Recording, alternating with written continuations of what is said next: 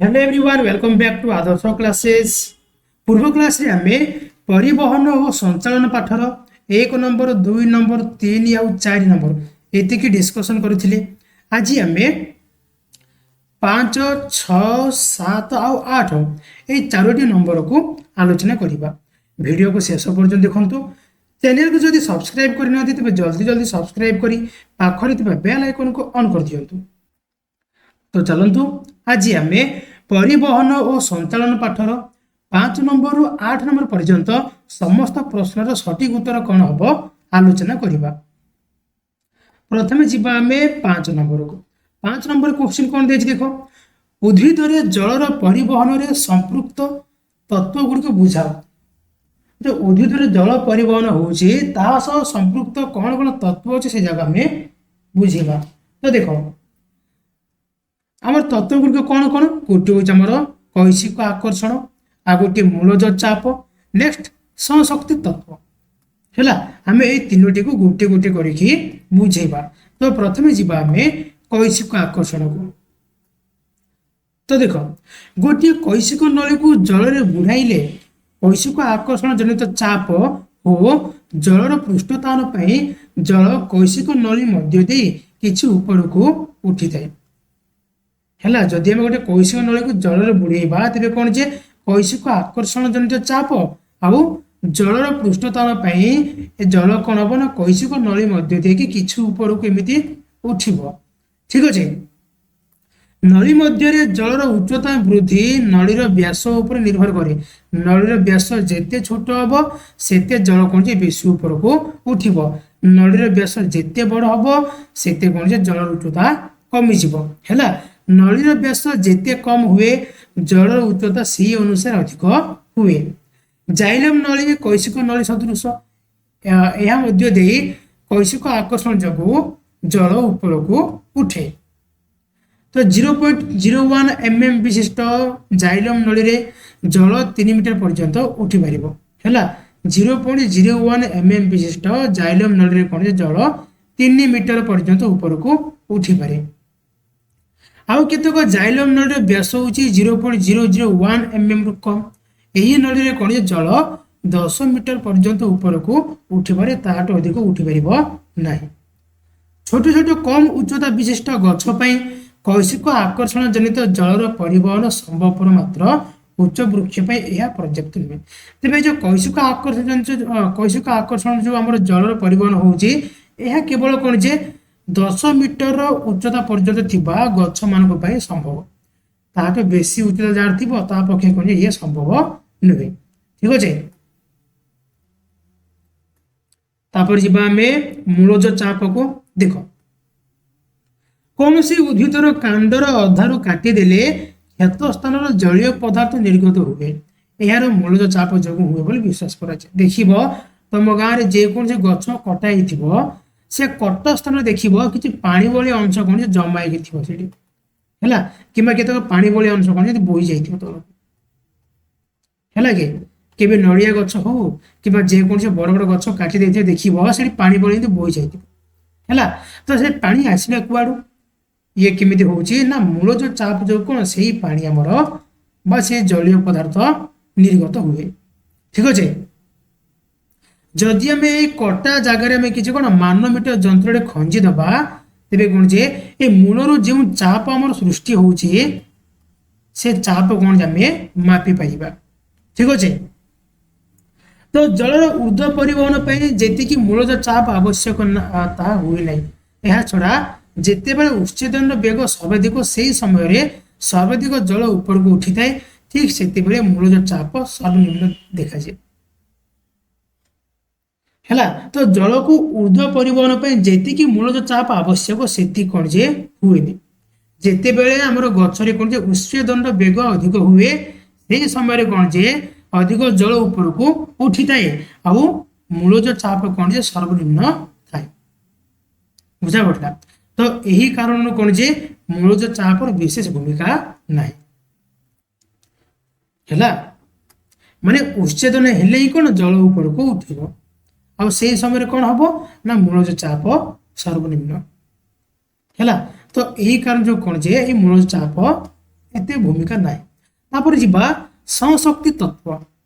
तो देख उच्छेदन प्रक्रिया रे जलर शोषण हेबा फल रे पत्रर बहुत परिमाण जल क्षय हुए फल पत्र फलक जलर विसरण चाप कमी जाए है जिते बड़े उच्छेदन प्रक्रिया हुए उच्छेदन माने कौन रे जल कौन जे आमर कौन गचर विभिन्न अंग मान मध्य पत्र मध्य जल कौन जे बाष्पीभूत होकर वायुमंडल में मिसी जावा कौन कह उच्छेदन प्रक्रिया कहुए जिते बड़े उच्छेदन प्रक्रिया माध्यम जल कौन जे बाष्प वायुमंडल मिसी जाए से समय कौन जे पत्र जी परिमाण जल थी से जल कौन जे क्षय हो जाए जदि पत्र जल क्षय हो तो पत्र फलक कौन जे विसरण चाप कमी जाए है जलर कौन जे विसरण चाप कमी जाए आ कौन ये जाइलम फ्लोएम टिश्यू कौन जे विसरण चाप अधिक थी है तो यह फल कौन हुए ना पत्रर शिरा प्रशिरा जल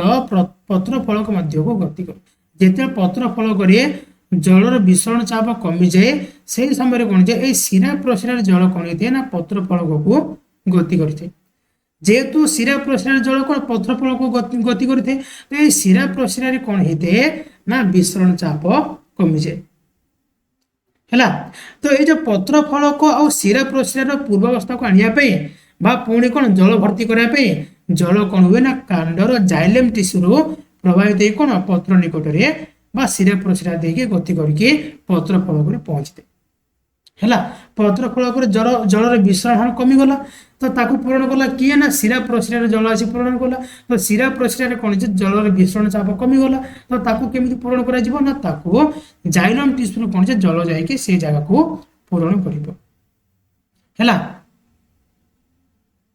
तेबे पुणी कौन जाइलम टिश्यू कौन हम पुणी जलर विसरण चाप कमिज तो सी कौन कर मूलर जल शोषित करके नब तो एमती गोटे कौन जे एक गोटे निरविच्छिन्न धारा कौन पत्र आम मूल ठू आरंभ करके पत्र पर्यंत गोटे कौन गोटे निरविच्छिन्न धारा गोटे चली था पानी जाऊे पानी बाष्पित होते है पुणी पानी जाऊे बाष्पित होते एमती कौन गोटे निरविच्छिन्न गोटे कौन धारा प्रभावित होते बुझा पड़ा यही धारा कौन कहुए या कहुए उच्छेदन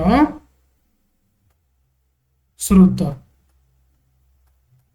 है कौन कहुए उच्छेदन स्रोत ठीक अच्छे तो यही धारा कौन जे केबे छिन्न हुए नहीं कहीं हुए नहीं देख तार दुईटी कारण अच्छे गोटे कारण कौन ना अति सूक्ष्म नली मध्य जल अणु मानक मध्य सहशक्ति बल यथेष्ट अधिक पूरा छोट नली पूरा पतला नली तो यही मध्य कौन जे आमर जलर कौन सहशक्ति बल अधिक थाए ये कौन जल अणु परस्पर बांधी था आउ कौन ना जल आउ जाइलम भित्ति मध्य संलग्न बल जो जल सर्वदा जाइलम भित्ति सह लगी रही है जाइलम भित्ति सहित मनकर जाइलम नली ये जाइलम भित्ति सहित कौन जलर कौन सर्वदा कौन गोटे संलग्न बल थाए बुझा पड़ा ये संलग्न बल जो कौन जल आउ छिन्न हुए ना से कौन लगिक रही है ये जो कौन आमर से जाइलम भित्ति कौन जे ये जल लगिक थाए से कौन ये के सहजरे छिन्न हुए तो ये दुईटी कारण जो कौन जे जल धारा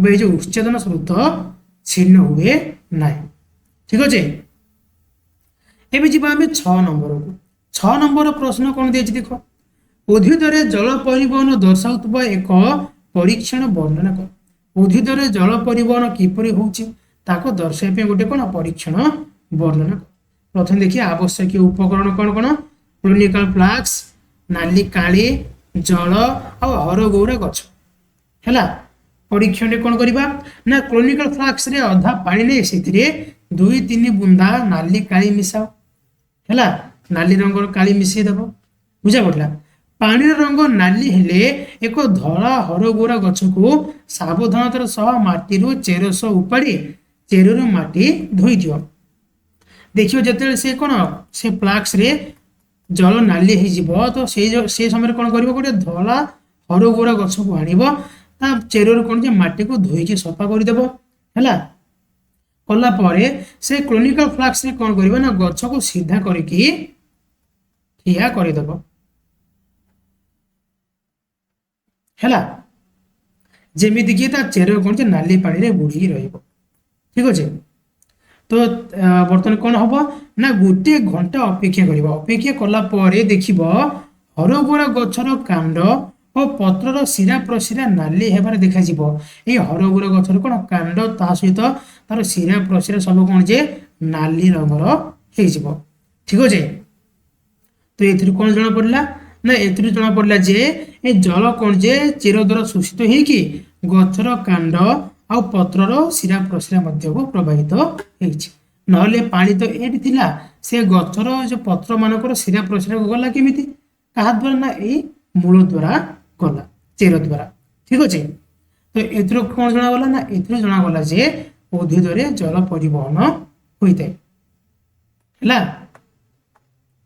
तापर जीवा में 7 नंबर को 7 नंबर क्वेश्चन कौन कही मनीष हृदपिंडर आभ्यंतरण गठन एक नामांकन चित्र अंकन कर मु स्टार्टिंग रे कही 1 नंबर कही जे तुम नामांकित चित्र अंकन कर क्वेश्चन आसीबो नहले से विषय रे बुझा बोली क्वेश्चन आसीबो हैला जे कौन से गोटे क्वेश्चन तुम आसीबो से विषय रे बुझा पे हेले हृदपिंडर आभ्यंतरण गठन विषय बुझा पे तुमको 5 मार्क किंबा 4 मार्क प्रश्न आसीबो आउ चित्र करबे तुमरो 3 मार्क किंबा 2 मार्क रो प्रश्न आसीबो ठीक अछि।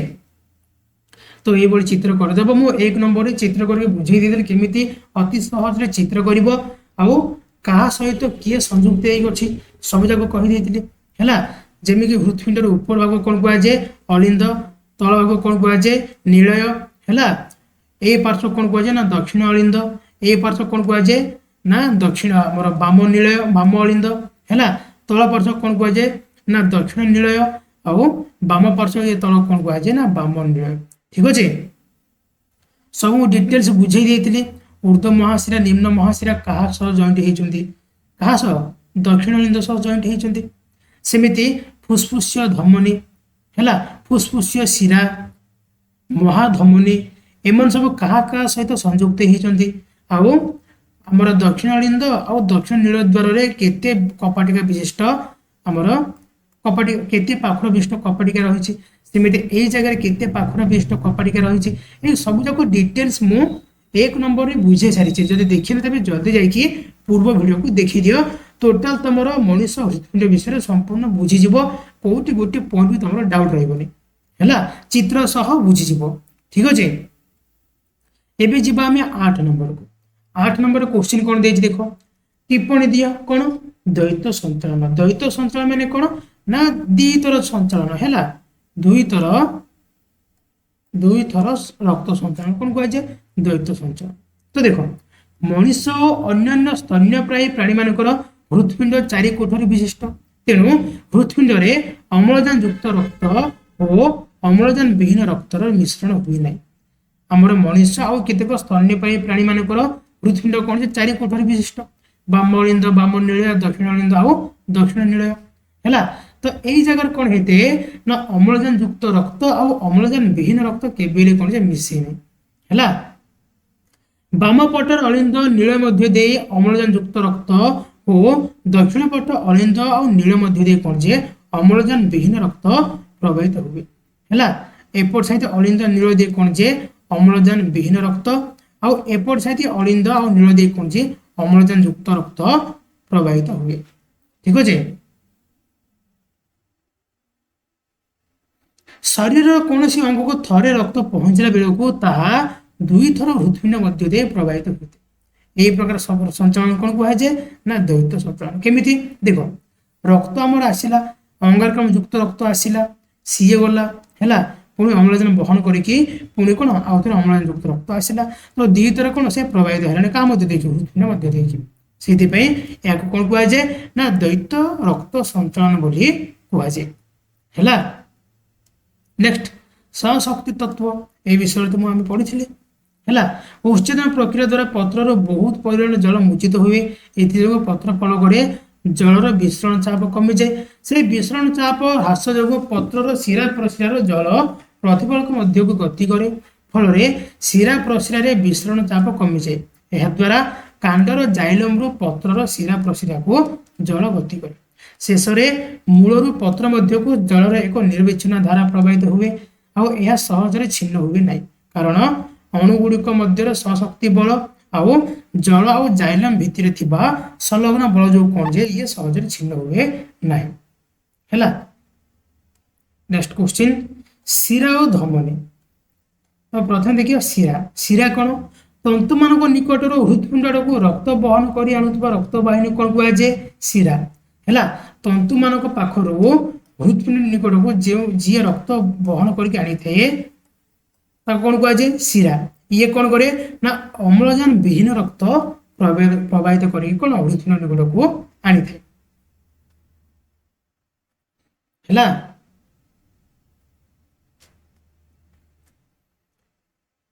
ତ ଦେଖ ঊର୍ଧ୍ୱ ମହାଶିରା, ନିମ୍ନ ମହାଶିରା, ଫୁସଫୁସିୟ ଶିରା ଆଉ ଏସବୁ କଣ ଯେ ରକ୍ତ ବାହିନୀ ଗୁଡିକ ଆମର କଣ ଗୋଟେ ଗୋଟେ ଶିରା।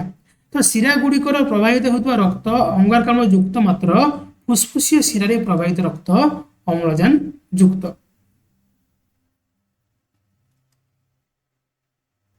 ହେଲା। ଶିରାରେ ଯେଉଁ ରକ୍ତ ପ୍ରବାହିତ ହୁଏ ସିଏ କଣ ଅଙ୍ଗାରକାମ୍ଳ ଯୁକ୍ତ ଆଉ ଫୁସଫୁସିୟ ଶିରାରେ ଯିଏ ପ୍ରବାହିତ ହୁଏ ସିଏ କଣ ଯେ ଅମ୍ଳଜାନ ଯୁକ୍ତ ହେଲା। ଇଏ ଅଙ୍ଗାରକାମ୍ଳ ଯୁକ୍ତ ସିଏ କଣ ଅମ୍ଳଜାନ ଯୁକ୍ତ। ତାପରେ ଧମନୀ। ହୃତ୍ପିଣ୍ଡର ତନ୍ତୁମାନଙ୍କ ନିକଟକୁ ରକ୍ତ ପରିବହନ କରିନେଉଥିବା ରକ୍ତବାହିନୀ କଣ କୁହାଯାଏ? ଧମନୀ। ହୃତ୍ପିଣ୍ଡର ଯିଏ ତନ୍ତୁ ନିକଟକୁ ରକ୍ତ ନେଇଥାଏ ତାକୁ କଣ କୁହାଯାଏ? ଧମନୀ ହେଲା। ମହାଧମନୀ, ଫୁସଫୁସିୟ ଧମନୀ ଆଉ ଶରୀରର ଅନ୍ୟାନ୍ୟ ସବୁ ଧମନୀ କଣ ଯେ ଧମନୀରେ ଅନ୍ତର୍ଭୁକ୍ତ। ଧମନୀ ଗୁଡିକର ପ୍ରବାହିତ ରକ୍ତ ଅମ୍ଳଜାନ ଯୁକ୍ତ ମାତ୍ର ଫୁସଫୁସିୟ ଧମନୀରେ ପ୍ରବାହିତ ରକ୍ତ ଅଙ୍ଗାରକାମ୍ଳ ଯୁକ୍ତ ହେଲା। ଫୁସଫୁସିୟ ଧମନୀ ଯେଉଁ ରକ୍ତ ପ୍ରବାହିତ ହୁଏ ସିଏ କଣ ଯେ ଅଙ୍ଗାରକାମ୍ଳ ଯୁକ୍ତ ଠିକ ଅଛି। ତାପରେ ଯିବା ଆମେ ରକ୍ତ ବର୍ଗକୁ। ରକ୍ତ ବର୍ଗ ଦେଖ ପ୍ରତ୍ୟେକ ବର୍ଗ ବ୍ୟକ୍ତିର କଣ ନିଜସ୍ୱ ରକ୍ତ ବର୍ଗ ଥାଏ ହେଲା କି। ତ ପ୍ରଥମେ ୟାକୁ କିଏ ଆବିଷ୍କାର କରିଥିଲେ ନା କାର୍ଲ ଲ୍ୟାଣ୍ଡଷ୍ଟେନର ୟାକୁ ପ୍ରଥମେ କଣ ରକ୍ତ ବର୍ଗକୁ ଆବିଷ୍କାର କରିଥିଲେ। ସେ ଦର୍ଶାଇଲେ ଯେ ଲୋହିତ ରକ୍ତ କଣିକାର ବାହ୍ୟ ଆବରଣରେ କିଛି ବିଶେଷ ପ୍ରୋଟିନ୍ ଥାଏ। ଏହି ପ୍ରୋଟିନକୁ ସେ AB ନାମରେ ନାମିତ କଲେ।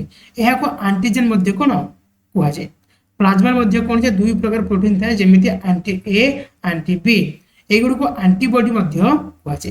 ପ୍ଲାଜମାରେ ଯିଏ ଅଛି ତାକୁ କଣ ଆଣ୍ଟିବଡି କୁହାଯାଏ। ଆଉ ରକ୍ତ କଣିକାର ବାହ୍ୟ ଲୋହିତ ରକ୍ତ କଣିକାର ବାହ୍ୟ ଆବରଣରେ ଯେଉଁ ପ୍ରୋଟିନ୍ ଦେଖାଯାଏ ତାକୁ କଣ କୁହାଯାଏ? AB ବୋଲି କୁହାଯାଏ।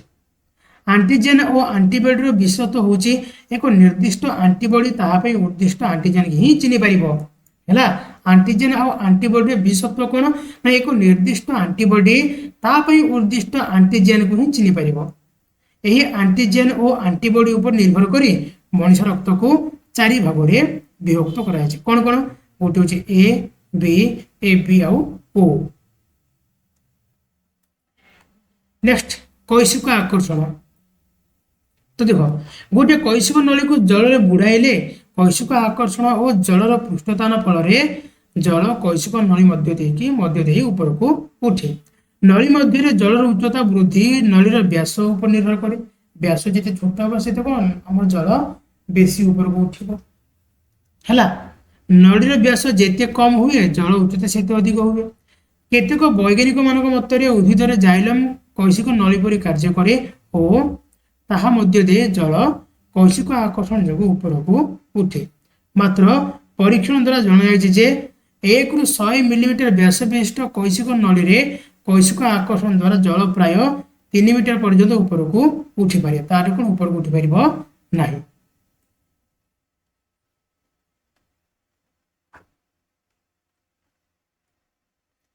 କିନ୍ତୁ କୈଶିକ ନଳୀର ବ୍ୟାସ ଯେତେ କମ ହେଲେ ମଧ୍ୟ ତହିଁରେ ଜଳ କୈଶିକ ଆକର୍ଷଣ ଯୋଗୁଁ 10 ମିଟର ଅଧିକ ଉଚ୍ଚକୁ ଉଠିପାରେ ନାହିଁ। ତେଣୁ କେତେକ ବୈଜ୍ଞାନିକ ଦର୍ଶାନ୍ତି ଯେ ଛୋଟ ଛୋଟ ଉଦ୍ଭିଦ ପାଇଁ କୈଶିକ ଆକର୍ଷଣ ଜନିତ ଜଳର ପରିବହନ ଯଦି ସମ୍ଭବପର 10 ମିଟର ଅଧିକ ଉଚ୍ଚ ପାଇଁ କୈଶିକ ଆକର୍ଷଣ ଜନିତ ଜଳର ପରିବହନ ସମ୍ଭବପର ନୁହେଁ ହେଲା। ଛୋଟ ଛୋଟ ଉଦ୍ଭିଦ ପାଇଁ ଯେଉଁମାନେ 10 ମିଟର କମ ହେଇଥାନ୍ତି ସେମାନଙ୍କ ପାଇଁ କଣ ଯେ ଏଇ ଆମର କଣ ଏଇ କୈଶିକ ଆକର୍ଷଣ ଜନିତ ଚାପ ସମ୍ଭବ। କିନ୍ତୁ